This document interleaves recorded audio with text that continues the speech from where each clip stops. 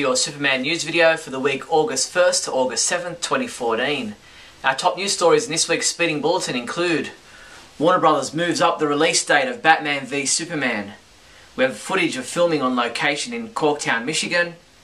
And fans in Plano, Illinois are gearing up for the 2014 Smallville Superfest next week. Let's find out about these stories and more in this week's Speeding Bulletin. In movie news, Warner Brothers has moved the release date of Batman v Superman Dawn of Justice from May 6, 2016 up to March 25, 2016. The move may well have something to do with the apparent clash over the May release date with the third Captain America film, although a source within Warner Brothers told The Wrap that the move isn't about Warner Brothers flinching, saying it's a fantastic corridor for us. Warner Brothers revealed that they will release the film in 3D, while also announcing dates for 9 as yet untitled DC Comics films to be released from 2016 to 2020.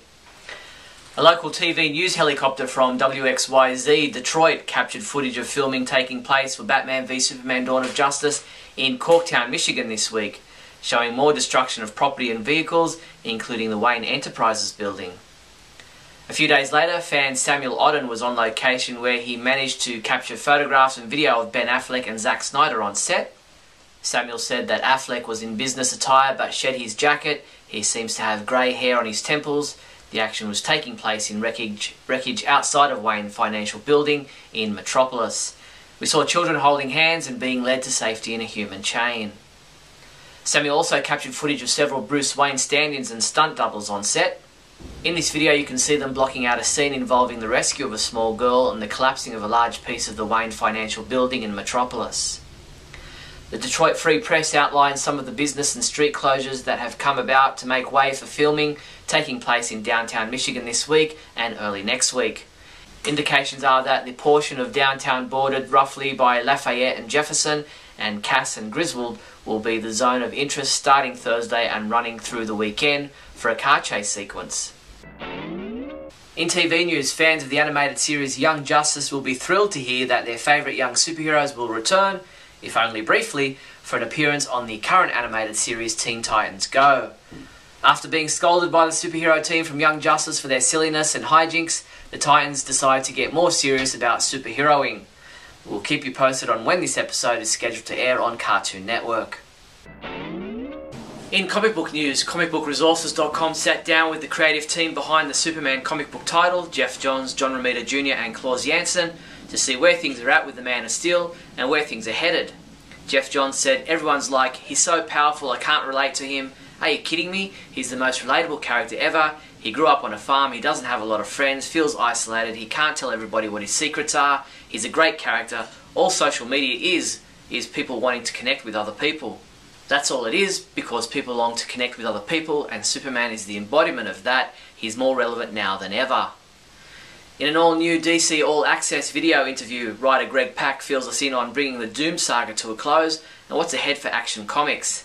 This is what he had to say about this week's Action Comics Annual and Superman Wonder Woman Annual. Well, first off, the crazy thing is that the Action Comics Annual and the Superman Wonder Woman Annual are going to mesh like this. It's going to be crazy. And they like you can go back and forth between them and see how they all fit together. Really? Yes. And when you get to the final pages of those two, make sure you get them both and fit them together. It's going to be nuts. It basically launches our the final third act of this big storyline. So it's huge. Entertainment Weekly gave us our first look at a couple of Lego-style variant covers for comic books due out in November, which will tie into the release of the new video game Lego Batman 3 Beyond Gotham. Pictured here are the Lego variant covers for Batman Superman number 16 and Superman Wonder Woman number 13. Comic books we reviewed this week included Justice League number 32, which was reviewed by Michael J. Petty, who said this issue of Justice League had more action, story and adventure than last issue, and he gave it a 4 out of 5 score. T.A. Hewitt reviewed Injustice Year 2 chapters 16 and 17, giving the latter a score of 3 out of 5, saying the last page is the best of the issue, showing the division between Canary and Batman.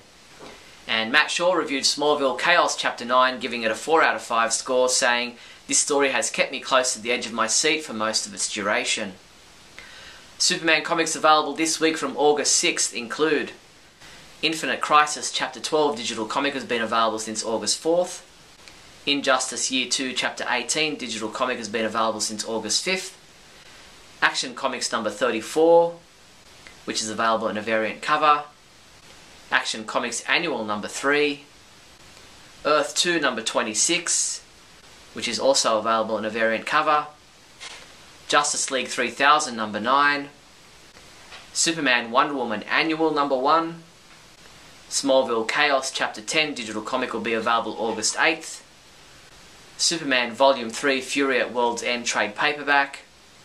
Superman Volume 4 Psy-War hardcover. And DC Comics New 52 Earth 2 Superman action figure.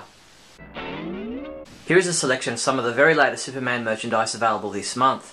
Grab yourself a DC Comics Superman uniform can hugger for just $4.04. Or how about a DC Comics Superman acrylic water bottle for $9.99. These and other great new Superman items are available from your one-stop Superman shop, the Superman homepage online store at supermanhomepage.com/shop. And in other news, the Superman homepage Super Trivia Quiz has been updated for another month. The 3 questions we're asking you this time around are: who voiced the role of Mr. Mixius Pitlick in Superman the Animated Series? Who voiced the role of Jor-El in the TV series Smallville? And who voiced the role of Superman in the animated series Krypto the Superdog? If you think you know the answers to all 3 questions, come by the site now to submit your entry. Episode 115 of Radio KAL, the monthly podcast of the Superman homepage, is now available to listen to. Slightly delayed because of my vacation, Scotty and I discussed the Comic-Con video footage, Wonder Woman's costume, the tweaked Superman costume, the Death of Superman Lives trailer, all the latest Superman comic books, the video trailer for LEGO Batman 3 Beyond Gotham, and much more. Check it out at supermanhomepage.com/radio. A teaser trailer for a fan film titled Superman Origins was released online. Superman Origins is a 3D animated fan film directed and produced by Jeff Giron and co-written by Jeff and Colin Costello. Visit the fan film's Facebook page at facebook.com/supermanorigins. A real-life Superman was the first to arrive on the scene of a car crash in Hutchinson, Kansas last Friday, when Dalton Rodriguez, wearing a Man of Steel costume, was the first responder to the accident. Dalton was dressed in the costume for a back-to-school celebration happening between 11th and 14th Avenues on Main Street when the car crash occurred. For his heroic actions, Rodriguez was awarded a 2014 Smallville Hero of the Year medal.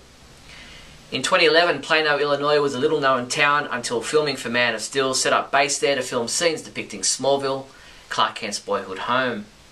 Now for the 3rd year running, the town will host its annual Smallville Superfest, celebrating the town's connection to Superman. The 3-day festival will take place from August 15th to August 17th. Argentinian fan Robert Helgura has organised an exhibition at a local museum in the city of Rosario for Superman and Batman's respective 75-year anniversaries, with an array of collectibles and figurines on display. The exhibition opened on August 7th and runs until September 15th, with Dan Didio scheduled to appear as a guest of honour. Visit the Rosario Municipality website for further details at www.rosario.gov.ar. And that's all the Superman news there was for the week August 1st to August 7th. I'm Steve Younis from supermanhomepage.com. Great Scott! Great Scott! Great Scott!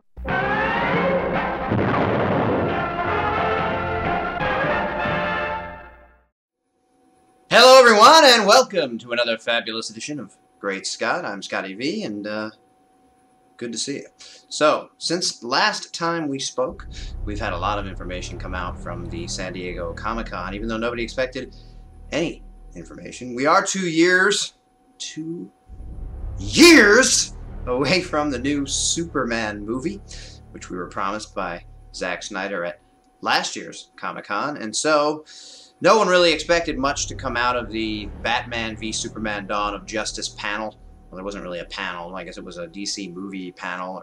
I wasn't there, but we did get a lot of information. We got Gal Gadot in her Wonder Woman getup, although I don't think she's nearly finished working out. I think we've just started, and I don't think the photo that came out is from the movie.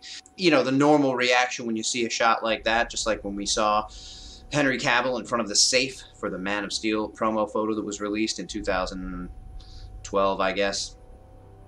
A lot of people thought that that was a shot from the movie. His cape was too long. What's going on with his hair? But that was really just a promo shot. It was from the script, so it's possible that this promo shot of Gal Gadot is also from the script. We'll have to see. But I really like the costume. That's the first thing, I guess, that we got to see. And then we had the picture of Henry Cavill, which came out a few weeks ago on the rooftop, apparently in Gotham in the rain, with the new tweaks to his uniform. And the only photo that has come out of the Batman is that grainy one that got released on Twitter in kind of black and white, where he was in front of the Batmobile with his head down, that's been used for all the memes that everyone's been loving. So they had the three of those together, and then they showed us a little bit of footage. We found out afterwards that it was really just animation, computer animation of what it might look like if Batman was smirking when Superman was about to come down and use heat vision on him. Here's my problem, and it's kind of been the same problem I've had since it was announced that this might be a Versus movie, and that is that it's absurd. I've said this before. I'm trying to kind of get it across to people what I mean by that. Now, what we saw at San Diego Comic-Con was really cool. It excited me. I thought it was neat. As soon as Superman showed up on screen, the applause in the theater seemed to get larger. People were excited in the first place. There was some applause, then there was some whooping and cheering when Superman came down. Both heroes had their eyes lit up. Batman because he was in an armored suit, Superman because his eyes can light up. And of course, Batman was removing the tarp off the bat signal and then shining it into the air, and Superman was there. Some reports have come out that suggest that Batman gives a little smirk at the end when whatever altercation they're about to have is ready to take place, but then the screen goes black and we get the logo. Problem with Batman giving a smirk is, unless that smirk is him dirtying his britches, sorry to be so graphic on a family website, but I don't know why he would be smirking. The only plausible outcome of a confrontation with a being that has the power to do what we saw him do in Man of Steel is death for whomever the human being is that's going up against him. Superman generally doesn't fight with a regular human being in a physical manner. He would know that it doesn't make any sense, and that it wouldn't really be a fight, and he's not looking to hurt anyone in as much as it was necessary for him to break Zod's neck. But Zod was a super-powered being that was looking to destroy the entire planet. What quarrel could he possibly have with Batman that would make him say, well, now I gotta fight this human that's gonna be nothing but tar on the bottom of my boot? And what possible quarrel could Batman think he has with Superman that would be worth facing him head-to-head in a battle that there's no way he could possibly win? This is what I've been talking about. And a lot of people go, well, that's just because you don't like Batman. It's not that I don't like Batman. It's not that I don't like anyone who's not Superman. And yes, Superman is my favorite. But when it gets to be stretching what's plausible within the fantasy realm that we've set up, okay, a man can't fly. Okay, a man wouldn't dress up as a bat and go running around stopping crime. But once we accept that we're in that world, we still know that Superman fought an army of Kryptonians, saved the world with the help of the army and Lois Lane and humanity, but he had to fight this giant gravity well machine, the World Engine, out in the Indian Ocean in order for anybody to do anything. And before that, he had physical wrestling matches with several of the members of Zod's Kryptonian tribe. So, we now know that nothing really on Earth that we know of would be capable of stopping him. Is Batman the thing we don't know of that suddenly has the ability on Earth, a humanly older Batman in an armored suit, to stop Superman? All the Kryptonians had armor and they couldn't stop him. I mean, they almost did. They had some issues, and Superman had some issues, but I mean, in the end, he's the one left and they're the ones not. So I'm not really sure how the altercation's going to play out, and what we saw at Comic-Con might not even show up in the film, but people are anticipating this, people are excited about this, and what I don't understand is how they could be excited, because it's playing with the idea that we're stupid, or that we don't have the human understanding that it would take to know that in a battle with another human, there is no battle, that Superman cannot face another human hand to hand and be physically tasked or be in trouble in any way, even with kryptonite. And it seems, based on everything they've been saying, that they're not going to use kryptonite. So I don't know. I don't know. I've been kind of hoping against hope that this wasn't really going to be a Versus film, and maybe it's not, although Zach has said there will be some altercations. and I guess we all figure that by the end or by the midway point or within 15 minutes they're going to be friends and they're going to be working toward a common goal with Diana when she shows up on the scene. But I'm not sure exactly what the explanation is. The Dark Knight Returns, which was a well-heralded book, people loved it, really didn't represent Superman and didn't have much character for Superman to be other than a pansy, and Batman was just this old grumpy guy who was going to fight him. It was serious and it was dark, so I guess people liked it, and it was the first time Batman was being looked at seriously in a while, so people liked it. But the problem is the characterizations in the books are off, and it's really just a way for them to have Batman fighting with Superman, and he had to go through lots of pains and lots of things to get him weakened first. And it's an out-of-continuity book. It really has no place in the history of the characters story-wise. It never really happened, and it's in a world that has gone wrong in ways that we're not at yet and probably won't be at necessarily. So it's a futuristic dystopian tale of what happens when a retired Batman comes back and is forced to try and stop Superman, who's working for an evil government, which we don't have going on in Man of Steel. And since this is a follow-up to that, to kind of present that in a way that says this is the way the universe is going, it would be a bad thing. So I'm not sure what their story is going to be or how they're going to get these two in the position where it looks like they are in the computer-generated graphic that we saw for Comic-Con.